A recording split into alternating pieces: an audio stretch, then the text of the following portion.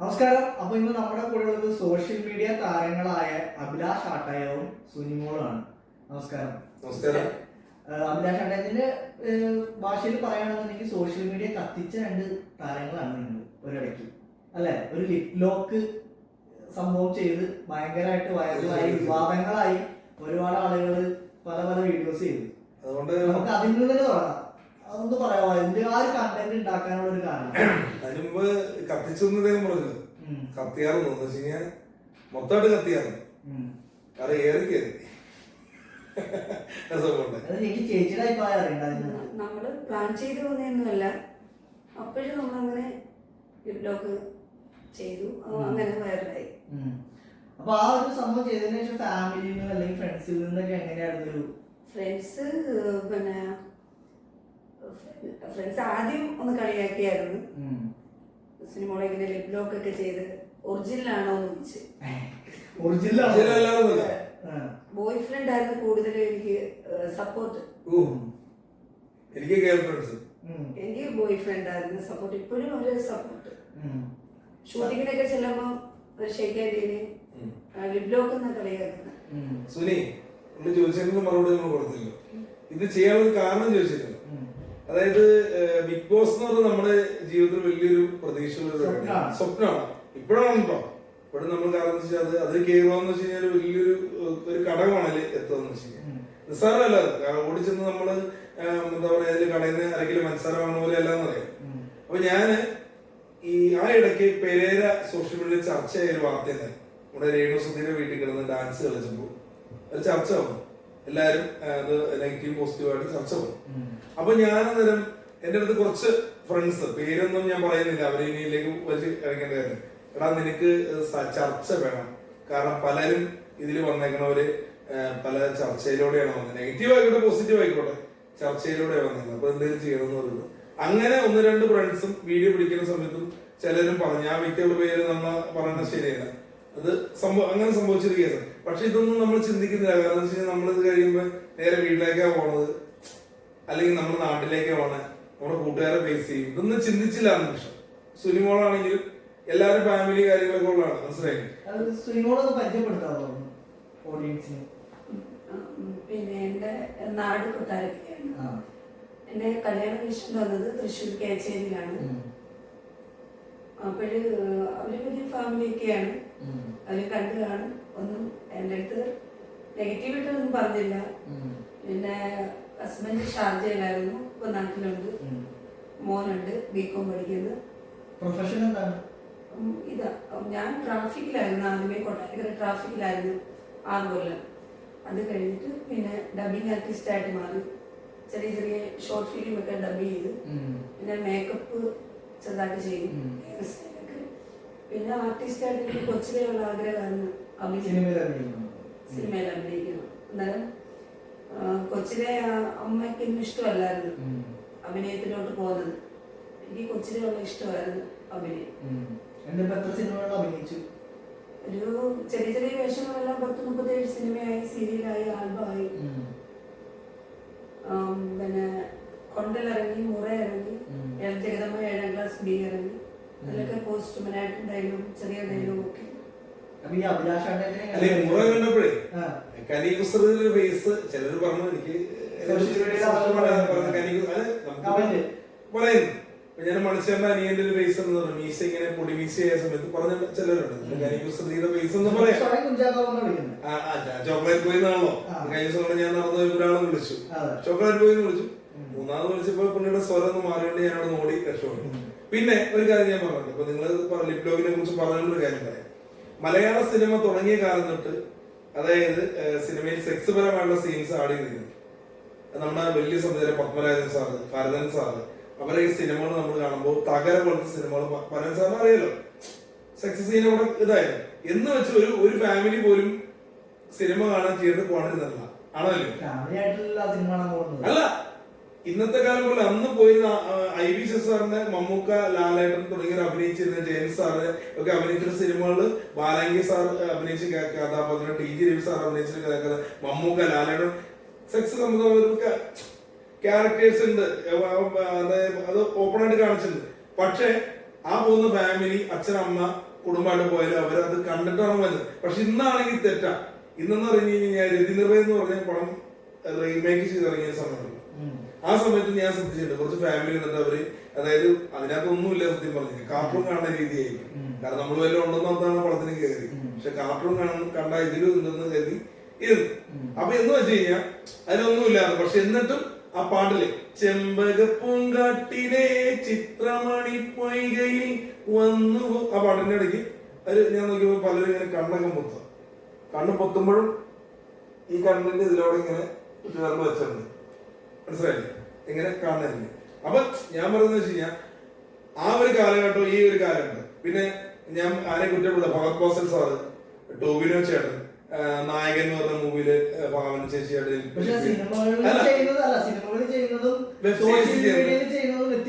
അങ്ങനെയാണ് ഞാൻ കാര്യം ചെയ്തിട്ടുണ്ട് സുഹൃത്തെ.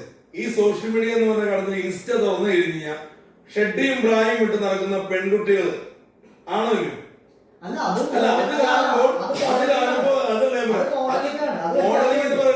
മോഡലിംഗ് എന്ന് പറയാത്ത ആളുകളുണ്ടല്ലോ, ആണോ സുനി? അത് അവരെ സപ്പോർട്ട് ലവ് ചിഹ്ന മാത്രമാണ് അവർക്ക് ഇട്ട് കൊടുക്കുന്നത്. ഇവരോട് ഞങ്ങൾ ഇത് കഴിഞ്ഞപ്പോ പലരും ഞങ്ങളെ തേജോവധം ചെയ്തിട്ട് എന്റെ ഫേസ്ബുക്ക് പേജിൽ നിന്ന് തെറി വിളിച്ച ആൾക്കാരുണ്ട്, എന്നെ നേരിട്ട് വിളിച്ച് തെറി വിളിച്ചവരുണ്ട്, എന്റെ കൂട്ടുകാര് മിണ്ടാണ്ട് പോയി തെറി വിളിച്ചവരുണ്ട്. അപ്പൊ എനിക്ക് സത്യം പറഞ്ഞാൽ ഞങ്ങൾ തെറ്റാന്ന് തോന്നി. എന്ന് വെച്ചാൽ ആ ഒരു നിമിഷം കൊണ്ടല്ലേ സുനി നമ്മളിത് ചെയ്തു എന്ന് വെച്ച് കഴിഞ്ഞാൽ ഓക്കെ, അതല്ല അല്ല അതല്ല സോഷ്യൽ മീഡിയ ചെയ്യുന്നതും സോഷ്യൽ മീഡിയ ചെയ്യുന്നതും വ്യത്യാസമില്ല. തീർച്ചയായിട്ടും അത് തന്നെയാണ്. കാരണം ഇദ്ദേഹം പറഞ്ഞ കറക്റ്റ് കാര്യമാണ്. അത് സിനിമ ഒരു വെബ് സീരീസിലാണ്. ആ ഇല്ല സുനി, ഒരു വെബ് സീരീസ് ചെയ്യുകയാണെങ്കിൽ അത് ആളുകൾ ഇത് നെഗറ്റീവ് പറയില്ല എന്ന് പറഞ്ഞു. കാരണം ഇതിപ്പോ നമ്മൾ റിയലി, പക്ഷെ ഈ ഇൻസ്റ്റ തുറന്നു കഴിഞ്ഞാൽ ഞാനിപ്പോ ഇൻസ്റ്റ നോക്കുന്നത് പലരും ഇതുപോലത്തെ കോപ്രായങ്ങൾ കാണിക്കുന്നത് ഞാൻ കാണുമ്പോൾ അതിന്റെ താഴെ കമന്റ് ചെയ്യാൻ ഭാര്യയും ഭർത്താവായിരിക്കും, അല്ലെങ്കിൽ അവർ കപ്പിൾസ് ആയിരിക്കും. കപ്പിൾസ് ഒന്നുമല്ല, ഞാൻ പേര് പറയുന്നില്ല, അവരുടെ പേര് പറയുന്നില്ല. ലോകത്ത് അറിയുന്ന ആൾക്കാർ ഷെഡിയും പ്രായം ഇട്ടുള്ള സമയം അതിന്റെ താഴെ തെറിയല്ല, ലവ് ചിഹ്നമാണ് ഇട്ടുകൊണ്ടിരിക്കുന്നത്. ആ സ്ഥാനത്ത് ഭാര്യ ഭർത്താവ് ആൾക്കാരാണ് അത്. അപ്പൊ ഒരാളെന്റെ അടുത്ത് പറഞ്ഞു, എടോ ഇതൊക്കെ കുട്ടികൾ നോക്കുന്നതല്ലേ ഇൻസ്റ്റാഗ്രാമ്, മക്കൾ നോക്കണല്ലേ എന്ന് പറയുമ്പോ ഞാൻ സത്യം പറഞ്ഞ അന്ന് പെട്ടെന്ന് ഷോക്കിൽ പറഞ്ഞ നേരെ കറക്റ്റ് കാര്യം. പക്ഷെ ഇന്ന് ഞാൻ ഈ കഴിഞ്ഞ ദിവസം ആ വീഡിയോ കണ്ടപ്പോൾ ഇതൊന്നും ഈ കാണുന്ന മക്കള് കാണുന്നില്ല. ഇത് നമ്മൾ സാധാരണ ബ്ലോക്ക് ചെയ്തോളൂ.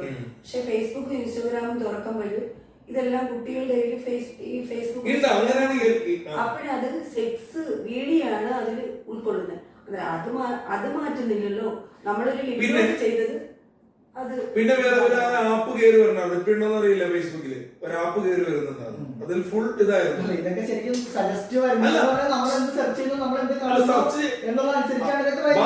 ഈ സെർച്ച് ചെയ്യുന്ന നമ്മൾ സെർച്ച് ചെയ്യണ ഓട്ടോമാറ്റിക് ആയിട്ട് കയറി വരും. ഞാനത് പേടിച്ചു പോയി.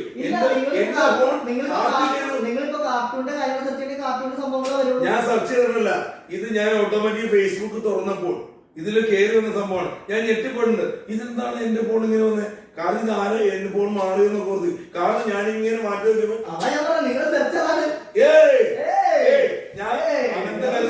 നമ്മൾ സെർച്ച് ചെയ്യാറില്ല. സെർച്ച് ചെയ്താൽ നമ്മൾ വന്ന് കിടക്കും. മനസ്സിലായില്ലേ? നമ്മളിങ്ങനെ ഇങ്ങനെ ഇങ്ങനെ തോണ്ടിപ്പോയപ്പോ സംഭവിച്ച സംഭവമാണ്. മനസ്സിലായി? ഇത് എനിക്ക് ഒത്തിരി അവളെ പറ്റിച്ചു. ഇനിയും ചന്തുവിന്റെ കളികൾ കമന്റുകളൊക്കെ ചെയ്യുന്നത് നെഗറ്റീവ് റീച്ച് ഉണ്ടാക്കി ജനശ്രദ്ധ നേടാനുള്ള ഒരു തന്ത്രമാണെന്ന് ഞാൻ പറഞ്ഞ തന്ത്രം. ബിഗ് ബോസ് എന്ന് പറഞ്ഞൊരു ഘടകത്തില് എത്താൻ വേണ്ടിയാണ്. അപ്പൊ ഒരാള് പറഞ്ഞു ഒരു പണി തുടങ്ങി. പക്ഷെ ബിഗ് ബോസ് തുടങ്ങി എന്നെ മൊത്തം കണ്ണീര് തന്നെയല്ല അത്. ഞാൻ ഒരു ഇത്രയൊക്കെ കാണിച്ചു വിട്ടിട്ട് ബിഗ് ബോസ് കയറാൻ പറ്റാത്ത വിഷമമുണ്ടോ? ഇല്ലടോ, കണ്ണീരല്ല കരുതല്ലാതെ കണ്ണീരൊന്നും ഇല്ലാതെ കണ്ണിൽ നിന്ന് നമുക്ക് എന്തെങ്കിലും കേൾക്കുമ്പോ ഒരു സന്തോഷം ഉണ്ടല്ലോ, അത്രേ ഉള്ളു. അതുകൊണ്ട് വേറെ ബിഗ് ബോസ് കയറാൻ പറ്റൊന്നുമില്ല. അങ്ങനൊന്നുമില്ല. നിങ്ങളിപ്പോ ഒരുപാട് കമന്റുകൾ ചെയ്തിട്ടുണ്ട്. സോഷ്യൽ മീഡിയയിൽ വന്നിട്ട് കുറച്ച് ഏകദേശം ഒരു 2 കൊല്ലമായോ? 2 വർഷം. ഇതുവരെ ഇതിന് സാമൂഹിക പ്രസക്തിയുള്ള അല്ലെങ്കിൽ സമൂഹത്തിന് എന്തെങ്കിലും നല്ല കാര്യം ഞാൻ ചെയ്തിട്ടുണ്ട്. ഞാൻ കുറച്ച് കാര്യങ്ങൾ പറഞ്ഞോട്ടെ.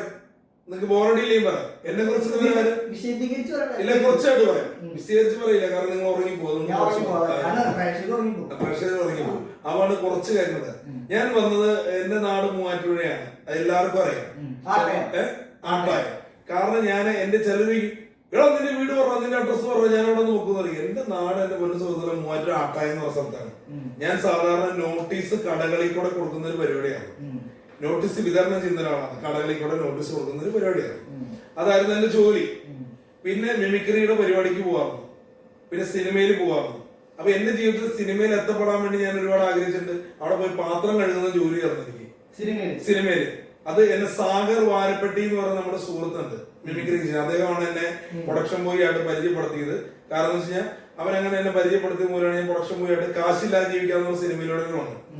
എന്റെ കൂട്ടുകാരനുണ്ട് സുമേഷ് ഗുഡ്ലക്ക്, കോമഡി ഉത്സവത്തിൽ വന്ന സുമേഷ് ഗുഡ്ലക്ക്, എന്റെ ഫ്രണ്ടാണ് സാഗർ വാരപ്പെട്ടി. എങ്ങനെയാണ് പരിചയപ്പെട്ട് ഇപ്പൊ പറഞ്ഞപ്പോൾ എനിക്ക് സന്തോഷമായി. അപ്പൊ ഞാൻ അവിടെ ചെന്നപ്പോഴാണ് മനസ്സിലായത് അഭിനയിക്കാനല്ല, പാത്രം ക്ലീൻ ചെയ്യാനാണെന്നുള്ള മനസ്സിലായി.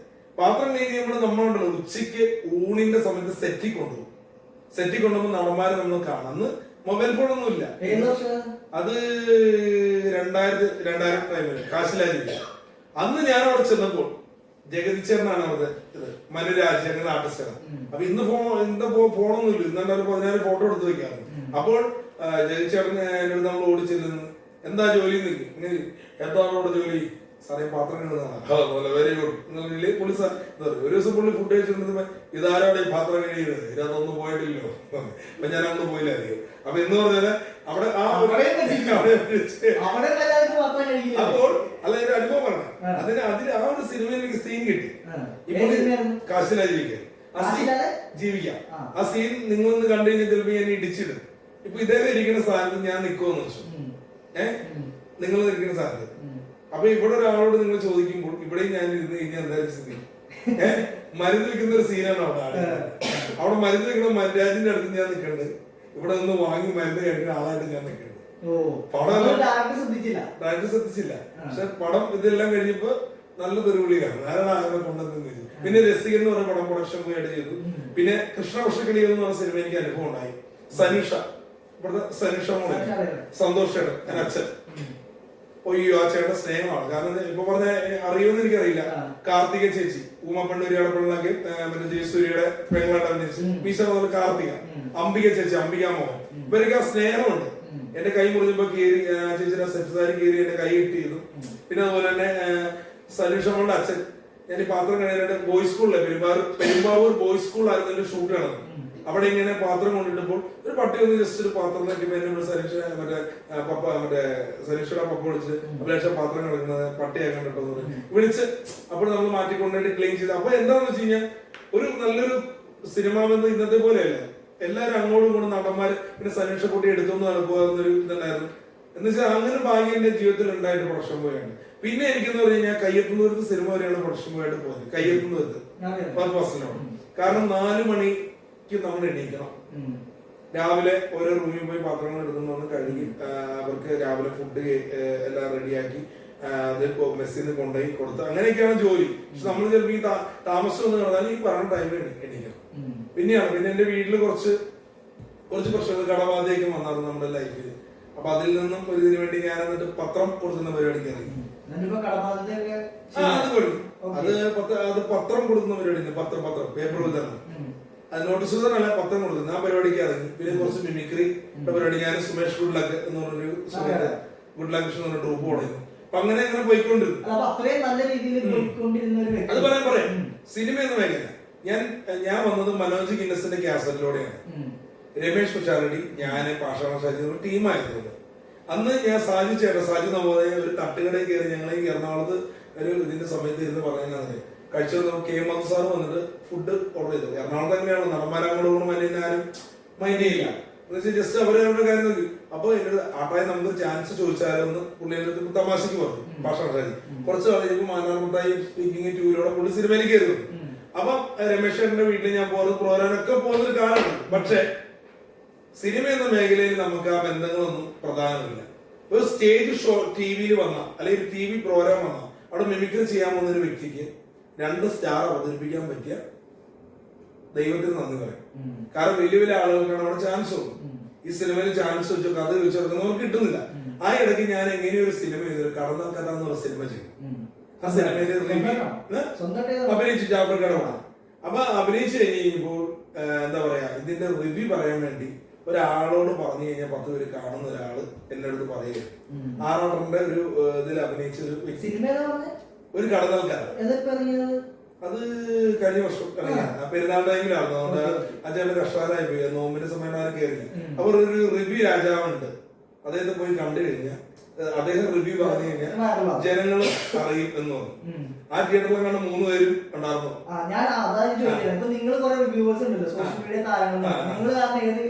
ഉണ്ടായിരുന്നു.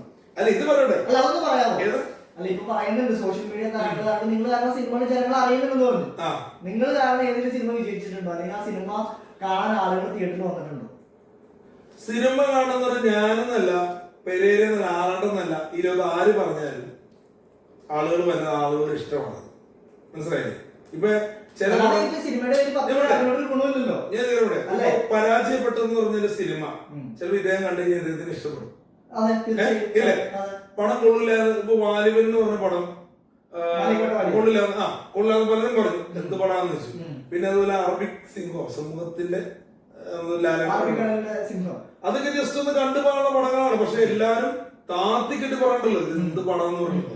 മാമാങ്ക സിനിമയെ കുറിച്ച് പറഞ്ഞേ എല്ലാം എന്ന് വെച്ചാൽ ഇപ്പൊ നമ്മളൊരു ബിരിയാണി ഉണ്ടാക്കി എപ്പോഴോ ടേസ്റ്റ് വരൂ എന്ന് പറഞ്ഞ ബിരിയാണിയുടെ കാര്യം ഇതിനുണ്ടെന്ന് പറഞ്ഞല്ലോ, ഓർമ്മിപ്പിക്കാൻ വേണ്ടി. അപ്പോ ഈ സംഭവം എന്ന് പറഞ്ഞാൽ എപ്പോഴും ടേസ്റ്റ് വല്ലാത്തതുകൊണ്ട് സുനി ബിരിയാണി ഉണ്ടെന്ന് പറഞ്ഞില്ലേ ഇത് കഴിയുമ്പോ ഇന്റർവ്യൂ. അപ്പൊ എന്താ വെച്ച് കഴിഞ്ഞാൽ അപ്പൊ ഒരേ സിനിമകളും വ്യത്യാസമുണ്ടോ. അപ്പൊ നമ്മൾ ഇഷ്ടപ്പെടുന്ന പടങ്ങളുണ്ട്. അപ്പൊ ജനങ്ങളാണ് സ്വീകരിക്കുന്നത് നല്ലതാണോ ചീത്തയാണോ എന്നുള്ള കാര്യം. സിനിമയ്ക്ക് വേണ്ടി ഒരുപാട് സപ്പോർട്ട് ചെയ്തിട്ടുണ്ട്. കാരണം ഞാൻ എന്നെ പേരേനെയും വിളിച്ച് സിനിമയ്ക്ക് സപ്പോർട്ട് ചെയ്യുമ്പോഴും പ്രൊഡ്യൂസറിന് കാശ് കിട്ടണമല്ലോ. തീർച്ചയായിട്ടും അത് കിട്ടിയിട്ടുണ്ടോ ഞാൻ ചോദിച്ചത്. പറയാറുണ്ട് ഞാൻ കാരണമാണ് ഈ മലയാള തിയേറ്റർ ഫേമസ് ആയത്, ഞാൻ കാരണം 10 സിനിമ ഫേമസ് ആയത്. അല്ല അതുകൊണ്ട് എന്താണ് അത് നേട്ടം? പിന്നെ വേറെ കേസുണ്ട്. ഒരു കാര്യത്തോട് ഞാൻ യോജിക്കുന്നു, ഒറ്റയ്ക്ക് ഒരു കാര്യത്തിന് യോജിക്കുന്നു. ആറാട്ടം എന്ന വ്യക്തി കാരണം വനിതാ തിയേറ്ററിലെ ആൾക്കാർ വന്നിട്ടുണ്ട്, കണ്ണൂരിൽ നിന്ന് വരെ ആൾക്കാർ വരുന്നുണ്ട്. അല്ലല്ല, വനിതാ തിയേറ്റർ എവിടെയാണെന്ന് ചോദിച്ച് ഒരു ദിവസം ഇങ്ങനെ പടം കാണാൻ വേണ്ടി വരുന്നത്. അതിന്റെ ക്രെഡിറ്റ് പുള്ളിക്ക് ഞാൻ കൊടുക്കുന്നില്ല. കാരണം എന്താന്ന് വെച്ച് കഴിഞ്ഞാൽ അന്നൊരു പ്രശ്നം ഉണ്ടായല്ലോ വനിതയിൽ. ആ ഒരു പ്രശ്നം ഉണ്ടായ സമയത്താണ് ഈ വനിതാ തിയേറ്റർ എന്ന് പറഞ്ഞത് ജനങ്ങൾ അറിയും. ഇതിനു മുമ്പ് ഞാൻ തമിഴ് സിനിമ തഗ് എന്ന് പറഞ്ഞ മൂവി, ആ സിനിമ ഞാൻ കാണാൻ വേണ്ടി വനിതാ തിയേറ്റർ അന്വേഷിച്ച് ഞാൻ ആലുവ വരെ പോയിട്ടുണ്ട്. അതായത് വനിതാ തിയേറ്ററിൽ നമ്മുടെ പടമുണ്ട്, തഗ് പോയി കാണാന്ന് മാത്രമാണ് അവര് പറഞ്ഞത്. ഞാൻ എവിടെയാണോ വനിതാ തിയേറ്ററിൽ പെടുത്തില്ല, എന്റെ ഏറ്റവും അവസരം കണ്ടുപിടിച്ചപ്പോൾ പടം മാറി. ഇന്നലെ വൈകിട്ട് ഷോ തീർന്നു. അപ്പൊ എന്ന് പറഞ്ഞാല് ഈ വനിതാ തിയേറ്ററിലെ ആൾക്കാർ വന്ന് ആറാട്ടത്തിന് ഒരു ഘടകം തന്നെയാണ്, ഇല്ല എന്ന് പറയാൻ പറ്റത്തില്ല. എന്ന് വെച്ചാൽ പുള്ളി ഈ റിവ്യൂ എന്ന് പറഞ്ഞ സാധനം 10 പേര് കാണുന്നില്ല. ഈ ആറാട്ടന്റെ ഒരു വിഷയത്തോടുകൂടിയാണ് ഇങ്ങനെ റിവ്യൂ ഉണ്ടെന്നും അറിഞ്ഞ് ആണല്ലോ. അശ്വന്തോക്കൊക്കെ ഉണ്ടെങ്കിലും ഈ അശ്വന്തോക്കിനെ വരെ ആളുകൾ പിന്നീട് ഇതിലേക്ക് ഇപ്പൊ ഞാൻ അറിഞ്ഞാണെങ്കിൽ ആറാട്ടൻ കഴിഞ്ഞപ്പോഴാണ് ഈ അശ്വന്തോക്ക് ആരാണെന്ന് പോലും അറിഞ്ഞു. മനസ്സിലായില്ലേ? ഒരു അശ്വന്ത് ഏതൊരു സിനിമയ്ക്ക് ഞാൻ സപ്പോർട്ട് ചെയ്ത് പറഞ്ഞപ്പോ അശ്വന്തിന്റെ കുറെ ഫ്രണ്ട്സാന്ന് പറഞ്ഞ് എന്നെ കുറെ പേര് വിളിക്കുന്നുണ്ട്, ഇവിടെ ഗൾഫിൽ നിന്നൊക്കെ വിളിക്കുന്നുണ്ട്. പുള്ളി ഒരു അധ്യാപകനാണ്, മാടയാണ്, കോടയാണ്. പക്ഷെ ഇപ്പൊ അശ്വന്ത് നോക്കിന്റെ പച്ചത്തെറിയ ആൾക്കാർ എന്ന് വെച്ച് കഴിഞ്ഞാൽ നല്ല സിനിമയെ പുള്ളി കുറ്റം പറയുന്നത്. നല്ല സിനിമയെ കുറ്റം പറയുമ്പോ ആളുകൾക്കൊരു ഇതുണ്ടല്ലോ, നല്ലതിന് നല്ലതെന്ന് പറയാലോ. മനസ്സിലായില്ലേ എന്ന് പറയുന്നവരുണ്ട്. പിന്നെ സിനിമ എന്ന് പറഞ്ഞ സംഭവം ഒന്ന് എന്റർടൈൻമെന്റിന് വേണ്ടി കയറുന്നതാണ്. അല്ലാണ്ട് ഇപ്പൊ സിനിമ വിജയിച്ചാലും പരാജയപ്പെടുന്നത് കാണുക പോരുക ആണല്ലോ, അത്രയല്ലേ ഉള്ളൂ. അപ്പൊ ഞാൻ സിനിമയിൽ നായകനായിട്ട് വന്നൊരു വ്യക്തിയാണ് കോളനി, മാസ്റ്റർ മനാഫ് ആദിനാടിന്റെ കോളനി. എന്ത് സംഭവിച്ചെന്ന് പറഞ്ഞു കഴിഞ്ഞാൽ ആ സിനിമയിൽ ഒരു പ്രൊഡ്യൂസർ ഉണ്ടായിരുന്നു. ഈ പ്രൊഡ്യൂസർ 2 ദിവസം കഴിഞ്ഞപ്പോഴത്തേക്കും ഒരു രീതി അത്ര വശമായതുകൊണ്ട് പുള്ളി മുങ്ങിയപ്പോ ഒരുപാട് പ്രതീക്ഷിച്ചു വന്നൊരു ആൾക്കാരുണ്ട് ആ സിനിമയിൽ അഭിനയിക്കാൻ. ഉറങ്ങുവാണത് പറഞ്ഞു കേട്ടോ. അപ്പൊ കഥ കേട്ടോ ഉറങ്ങണമെന്ന് അറിയില്ല. അപ്പൊ ഈ സിനിമയിലെ പ്രതീക്ഷ വന്നവരുണ്ട്. ആ സിനിമ എങ്ങനെയാണ് തീർക്കണം എന്ന് വെച്ചാൽ അദ്ദേഹം തീർത്ത സിനിമയുടെ കോളനി ഒരുപാട് പോരായ്മകളുണ്ട് ആ സിനിമയിൽ. കാരണം അദ്ദേഹത്തിന്റെ സ്ഥലം വരെ പണയപ്പെടുത്തിയാണ് പടം ഇറക്കിയത് മനാഫ് ആദിനാടിന്റെ. എന്ന് വെച്ചാൽ ആ പുള്ളി ഇപ്പൊ ഭക്ഷണം കഴിക്കണമെന്ന് ആരും വിളിച്ചു ചോദിക്കാറില്ല. എന്ന് വെച്ചാൽ അല്ലെങ്കിൽ എങ്ങനെയാണ് ജീവിക്കണമെന്ന് വരും. പുള്ളി സിനിമ ഇറക്കി കഴിയുമ്പോ എല്ലാം കുറെ കുറ്റങ്ങൾ പറഞ്ഞു പോകുന്നു. പക്ഷെ ഞാൻ തള്ളി പറഞ്ഞിട്ടില്ല പുള്ളിനെ അന്ന് നിന്ന്. ആദ്യമായിട്ട് നമുക്കൊരു ഞാൻ 1 കോടി എന്ന് പറഞ്ഞൊരു പരിപാടിയിൽ വന്നപ്പോഴാണ് പുള്ളി എന്നെ കാസ്റ്റ് ചെയ്തതിലേക്ക്. 1 കോടി എന്നുള്ള പരിപാടിയിലേക്ക് വന്നിട്ടുണ്ട്. എന്റെ അടുത്ത് പറഞ്ഞല്ലോ ഒരു കാര്യം നേരത്തെ ചോദിച്ചല്ലോ, നിങ്ങൾ ജനങ്ങൾക്ക് വേണ്ടി എന്തെങ്കിലും ചെയ്തിട്ടുണ്ടോ? ഞാൻ ചെയ്തിട്ടുണ്ട്. സാധാരണ സോഷ്യൽ മീഡിയ കോണ്ടന്റുകളിലൂടെ അല്ല, സോഷ്യൽ മീഡിയ ഞാൻ ഇതിന് വന്നതിന് മുമ്പ്, സോഷ്യൽ മീഡിയയിൽ നിൽക്കുന്നതിന് മുമ്പ് ഞാൻ സാധാരണ ജനങ്ങൾക്ക് വേണ്ടി പാട്ട് പാടുന്ന ഒരാളാണ്. എന്നെ അറിയുന്നവർക്ക് അറിയാം. ഞാനിവിടെ ഫ്രീ ആയിട്ട് എന്ന് പറഞ്ഞാൽ ട്രാവലിംഗ് തരും. ട്രാവലിംഗ് എനിക്ക് ബസ് ഫെയർ അവർ തന്നാണ് വിടുന്നത്. അത് പിന്നെ ഭക്ഷണം വാങ്ങി തരും. നമ്മൾ പറഞ്ഞുള്ളൂ. മണിമുത്ത് എന്ന് പറഞ്ഞൊരു ചാരിറ്റി സംഘം ഉണ്ടാകും.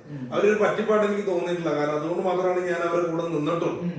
കാരണം നമ്മൾ അറിയുന്നുണ്ട്. കാരണം എന്താ വെച്ച് കഴിഞ്ഞാൽ അവര് ഇത് മാത്രമല്ല, ഒരു അമ്മാവൻ അവിടെ കളത്തിലേക്ക് കിടക്കുവാണെങ്കിൽ മുണ്ട് വരെ ഷീജ സനീഷ് എന്ന് പറഞ്ഞ വ്യക്തി പോയി വാങ്ങിക്കൊണ്ട് കൊടുക്കുന്നത് ഞാൻ കാണാം. ഫുഡ് വാങ്ങിക്കൊണ്ട് കൊടുക്കുന്നത് കാണാം. നല്ല കാര്യങ്ങൾ ചെയ്യുന്നുണ്ട് അവര്. പിന്നെ അതുപോലെ തന്നെ വെച്ചാൽ അവരുടെ ഇത് പാടാനായിട്ട് പോകുമ്പോൾ ഈ ഹൈക്കോർട്ടിലൊക്കെ നിന്ന് ഞാൻ പാടിക്കൊണ്ടിരുന്ന ആളാണ്.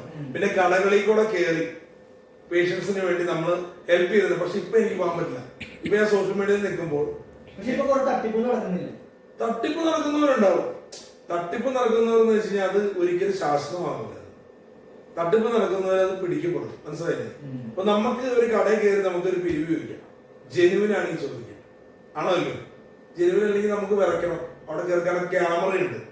ഇപ്പൊ ഞാൻ ജെനുവിൻ അല്ലെങ്കിൽ ഞാൻ അവിടെ കയറിയിട്ട് എന്തെങ്കിലും ഒരു ഇതാണെങ്കിൽ ഇത് 6 നമ്പറാ ആ പേഷ്യന്റ് ആണെന്ന് പറയുമ്പോൾ അവരാ സ്പോട്ടിൽ വെച്ച് വിളിക്കുമ്പോൾ പേഷ്യന്റ് അല്ല, ഇങ്ങനെ നമ്പർ ഇല്ല എന്ന് പറഞ്ഞാൽ ഞാൻ അവിടെ പെട്ടില്ലേ. പക്ഷെ ജെനുവിൻ ആണെങ്കിൽ മാത്രമാണ് നമുക്ക് ചെയ്യാൻ പറ്റുന്നത്. ഇപ്പോൾ ഒരു ചേച്ചി എന്നെ വിളിച്ചിട്ടുണ്ട്. കാരണം കിഡ്നി പേഷ്യന്റ് ആണ്. എന്നെ വിളിച്ചിട്ട് മോനെ എന്തെങ്കിലും ചെയ്തു തരാമെന്ന് പറഞ്ഞു. ഞാൻ ചേച്ചിയോട് ചേച്ചി ഞാൻ വേണമെങ്കിൽ ഒരു ബോക്സ് എടുത്ത് വെച്ച് നിങ്ങൾ താ, ഞാൻ പാട്ട് പാടിത്തരാം. എനിക്ക് അറിയാവുന്ന രീതിയിൽ പാട്ട് പാടിത്തരാം. അതിന് കിട്ടുന്ന കളക്ഷൻ മൊത്തം എടുത്തു. പക്ഷെ ഇപ്പൊ ഞാൻ കടകളിൽ കൂടെ കയറുമ്പോൾ ചിലപ്പോൾ ഒരു പക്ഷെ നെഗറ്റീവ് വരും. കാരണം സോഷ്യൽ മീഡിയയിൽ നമ്മൾ ചിലപ്പോൾ കണ്ടന്റിന് വേണ്ടി പല കാര്യങ്ങൾ കാണിക്കുന്നതായിരിക്കും. പക്ഷെ ഇത് കാണുന്ന ജനങ്ങൾ കുറെ പേര് സഹായിക്കും. കാരണം കഴിഞ്ഞ ദിവസം ഞാൻ നമ്മുടെ ഒരു സുഹൃത്ത് റിയനെ അപ്പൊ റിയനെ എടുക്കുന്ന ഫോട്ടോ ഷൂട്ട് എടുക്കുന്ന സാധനം വന്നു. കണ്ടന്റ് പോലെ ക്രിയേറ്റ് ചെയ്ത. പക്ഷെ അത് ജനങ്ങള് ഒറിജിനലായിട്ട് വിശ്വസിച്ച്, അതായത് പുള്ളിക്കാരൻ ഞാൻ ഇങ്ങനെ കെട്ടിപ്പിടിച്ചിട്ട് ഫോട്ടോ എടുത്തോട്ടെ എന്നുള്ള ഒരു സംഭവമാണ്. ഇങ്ങനെ കാണിച്ചു തന്നെ ഇങ്ങനെ ശരി കുഴപ്പമില്ല ഇങ്ങനെ ഇല്ലേ. അപ്പൊ ഇങ്ങനെ നമുക്ക് ചോദിക്കുന്ന പെട്ടെന്ന് ഇവിടെ ഇങ്ങനെ ഷൗട്ട് ചെയ്ത് എന്നെ ഇടിക്കോ അങ്ങനെയൊക്കെ ചെയ്ത് കഴിഞ്ഞാൽ ആണോ പിന്നല്ലേ പുതിയതായോ? എന്റെ ദൈവമേ. അപ്പൊ നിങ്ങൾ ഒരുപാട് കാര്യങ്ങൾ ചെയ്തിട്ടുണ്ട്. ഇതിൽ ഏതെങ്കിലും തെറ്റായിട്ട് തോന്നിയിട്ടുണ്ടോ എപ്പോഴെങ്കിലും? തെറ്റായിട്ടെന്ന് പറഞ്ഞാൽ വീട്ടിൽ ചെന്നിട്ട് കിടന്നുറങ്ങാൻ നേരത്ത് എല്ലാം മെസ്സേജ് ആയിരുന്നു. പിന്നെ വിളിയായിരുന്നു. ഫോണൊന്നും 3 ദിവസം ഞാൻ തുറന്നില്ല. വാട്സാപ്പ് മെസ്സേജ് എല്ലാം ചേച്ചിക്ക് തെറ്റായിട്ട് തോന്നിയത്? തോന്നിയില്ല. ചേച്ചിക്ക് വൈറലാവണമെന്ന് അങ്ങനെ എനിക്ക് വൈറലാവണമെന്നൊന്നും താല്പര്യമില്ല. വൈറലാവാൻ വേണ്ടി ഒന്നല്ല. അല്ല എങ്ങനെയാണ് അഭിലാഷേട്ടനെ പരിചയപ്പെട്ടത്? ഞങ്ങള് ഒരുപാട് ഫ്രണ്ടാണ്. ഒരുപാട് കണ്ടത് ഇവിടെ വന്നപ്പോഴാണ്. നമ്മള് കോണ്ടാക്ടിങ് ഒന്നും ഇല്ലായിരുന്നു. പിന്നെ ഫേസ്ബുക്ക് ഫ്രണ്ട് അഭിനയിക്കാൻ ഇങ്ങനെ ചാൻസ് കൊണ്ടുവരുന്നു വരുമ്പോ ഞാൻ അങ്ങനെ വന്നിട്ടില്ല. എനിക്ക് തിരക്കായിരുന്നു. ഞാൻ ട്രാഫിക്കിലായിരുന്നു. ട്രാഫിക്കില്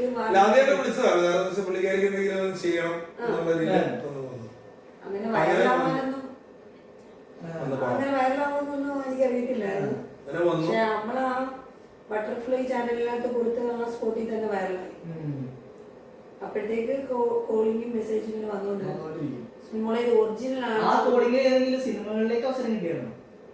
അല്ല, എനിക്ക് സിനിമയിലും സീരിയലിലും ഞാൻ ചെയ്തോണ്ടിരിക്കുവാണല്ലോ. ഇപ്പൊ കൂടുതൽ അവസരം കിട്ടുന്നുണ്ട്. ഗുണമായിട്ടുണ്ട്. എല്ലാരും എന്നെ ട്രാഫിക്കിൽ നിന്നും പിന്നെ സിനിമയും സീരിയലും ആൾക്കാർ അറിയാമായിരുന്നു. പക്ഷെ ഇപ്പൊ ലിബ്ലോക്ക് വഴി കൂടുതൽ ബസ്സിനകത്തൊക്കെ ഇരിക്കുമ്പോഴും ആ ചേച്ചി വലിയ എനിക്ക് ഗുണം ചെയ്തു. നമ്മള് കടയിൽ പോയി എന്തെങ്കിലും സാധനങ്ങളൊക്കെ വാങ്ങില്ലേ. പിന്നെ പലരും പറഞ്ഞ് ഈ അഭിലാഷത്തിന് ബിഗ് ബോക്സിൽ കയറാനുള്ള താല്പര്യമുണ്ടെന്ന് എന്റെ അടുത്ത് പറഞ്ഞായിരുന്നു. മുഖം മറിക്കണമെന്നില്ല, ഭയങ്കര ഇഷ്ടമാണ് ബിഗ് ബോക്സിൽ കയറാൻ. പക്ഷെ എനിക്ക് കയറാൻ താല്പര്യമുണ്ടെങ്കിലും നമ്മൾ ഈ ലിപ് ലോക്ക് ചെയ്തത് ബിഗ് ബോക്സിൽ കയറാനുള്ളൊരു അഭിനയാണെന്ന് ആൾക്കാർ പറയുന്നത്.